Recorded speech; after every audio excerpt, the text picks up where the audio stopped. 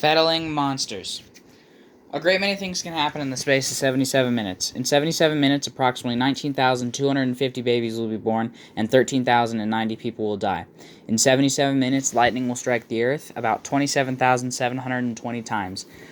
On July 18, 1984, in 77 minutes, 41 people were wounded or killed in the San Ysidro McDonald's massacre, the at the time deadliest mass shooting in American history, 21 of which were killed and 19 wounded by mass murderer James Huberty, and the 22nd being the perpetrator himself.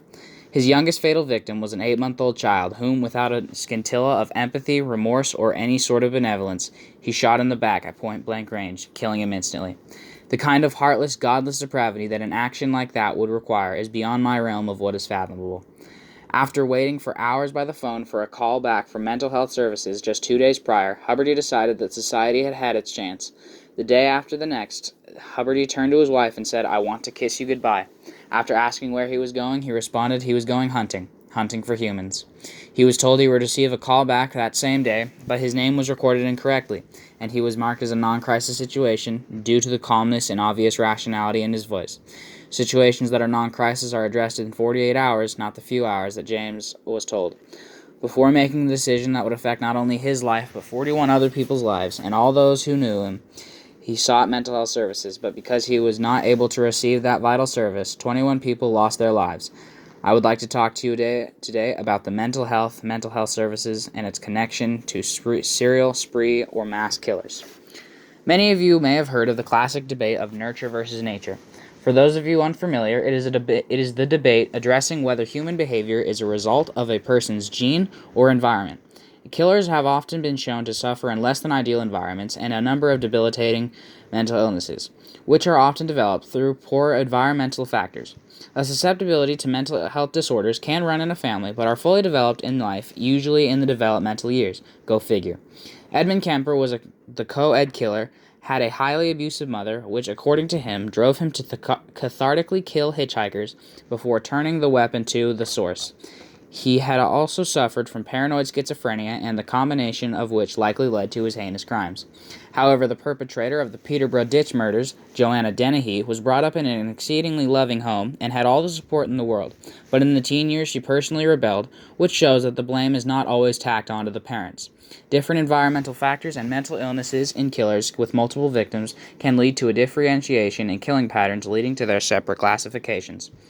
Names such as the aforementioned James Huberty or Richard Speck, the man who systematically killed 8 student nurses in a Chicago dormitory in one night, are mass killers. They have 4 or more victims in a single location in a single slot of time ranging minutes to even days, but with no cooldown period. Similar to mass killers are spree or rampage killers. They have 2 or more victims, but the primary difference in the events take place in 2 or more locations, but again with no cooldown period, an example of which would be the man who killed Gianni Versace, Andrew Cunanan. The only real difference between the two is the way that they commit their crimes. The driving factors are extremely similar in the two. In their early lives, they are often considered to be losers, loners, failures, and are, at least in their minds, generally ostracized from society and their peers. These people, often due to a combination of the aforementioned factors and factors which will be addressed, often hate themselves almost as much as they hate the rest of the world, which is one of the reasons these rampages often lead to suicide. Generally, they externalize blame for their situation and blame the world, people, society, etc. They are consistently regarded as extremely paranoid and extremely impulsive. These criminals were often bullied as youth, which can lead to arguably the most critical aspects of both mass and spree killers: anger. I'd be justified in assuming that you felt anger before, even rage, if you will, in the past, as have I. But I would imagine you haven't walked out into the streets with a loaded shotgun and that look in your eye. The difference between you, me, and folks like Howard Unruh, the father of mass murder, or Charles Starkweather and Carol Fugate, the father and mother of spree killing, is we have coping skills. Coping skills are a way of addressing negative emotions and ideas through healthy, certainly not homicidal ways.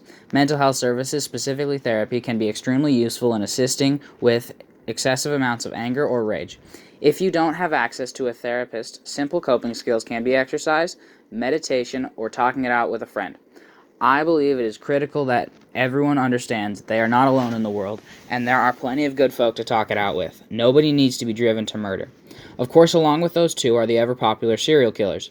They must have 3 or more victims in different locations, though they can be close locations, as seen with Gary Ridgway, the Green River Killer. the Green River Killer, and the killings must have at least one cool-off period. These men differ from mass and spree killers in the fact that there is a hiatus period in their crimes. Mass and spree killers can be described as broken men whose situations have boiled over and they have turned to the final means of satiating the twisted mentality and drive that has consumed them. Serial killers take a break from their crimes, referencing the fact that they must have something much deeper and much more depraved going on upstairs. The primary drive of all classified serial killers is sexual in nature. There is a reason that the, quote, classic serial killer is a lust killer. In the United States, at least, approximately 2/3 of serial killers are driven by sexual needs and desires, a heavy example of which would be Russia's Andrei Chikatilo, the Rostov Ripper, who was incapable of sexual satisfaction by standard means. The only way he could achieve satisfaction was sadistic behavior and mutilation with young Soviet girls. Serial killers are not always psychopaths, as the media often depicts them. The primary mental health afflictions for serial killers are schizophrenia, which can be seen with Ed Gein, the Butcher of Plainsfield, or David Berkowitz, borderline personality disorder, as can be seen with Alien Warnos or the infamous Jeffrey Dahmer, and the antisocial personality disorder, as can be seen with Ted Bundy or John Wayne Gacy, the Killer Clown. There are a number of treatments and medications available for working with and understanding their conditions, which can also lead to a normal and healthy life. Along with these afflictions, these people have often exhibited a number of high-risk factors in their youth, an example of which would be the well-known McDonald's triad, which is 3 distinct behaviors that act as signs of a future violent offender: consistent fire setting, being cruel to animals, especially pets, and consistent bedwetting. Another factor that often leads to killers with multiple victims is abusive parents. Examples of killers with abusive parents could be Gary Ridgway, Ed Gein, John Wayne Gacy, or the aforementioned Edmund Kemper. Overall, serial killers often had rough childhoods, which eventually lead to exhibition of sexually maladaptive behaviors with most serial killers, which can lead to an escalation of illicit behavior. Treatment for sexually maladaptive behaviors is not impossible, far from it in fact. I have personally known a number of men who have suffered from these issues, but with the usage of mental health services, they were able to understand and work with those behaviors and fantasies. Treatment for these men is not an impossible task, and it can lead to healthy and wonderful lives if addressed as soon as possible. The aforementioned McDonald's massacre was at the time the deadliest mass shooting in American history. It is now ranked 8th. According to Peter Vronsky, author of the book Sons of Cain, A History of Serial Killers from the Stone Age to the Present, warns the world to brace for a new wave of homicidal maniacs due to events that have taken place in recent years, specifically the 2008 financial crisis. Fathers and mothers torn apart by this crisis still must raise their children, but the issue remains that these behaviors are often instilled at a young age, and a large aspect of the developmental years is parental support. America is suffering from a mental health crisis, and though the issue of the creation of monsters may not be at the forefront of the battle, it is still a massive arena to consider. The time is now to swallow our pride and accept help. It's not a helpless cause. A man who, for privacy reasons, will be referred to as Mr. X understood the inappropriate nature of his fantasies and potential actions and sought mental health services. Mr. X appeared at a psychiatric hospital, declaring he was a budding serial killer and wanting help before he became one. Mr. X's thinking became increasingly bizarre, during which time he was transforming into a non-human. He also had some other problems, a history of depression, substance abuse, and borderline personality disorder.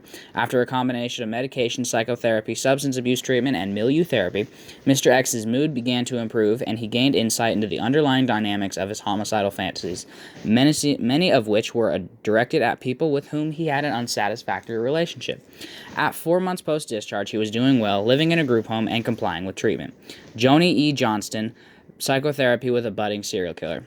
We can help the afflicted. Though these people may be capable of horrific things, or may have already done horrific things, they remain people. Show them the empathy that they refuse to show others.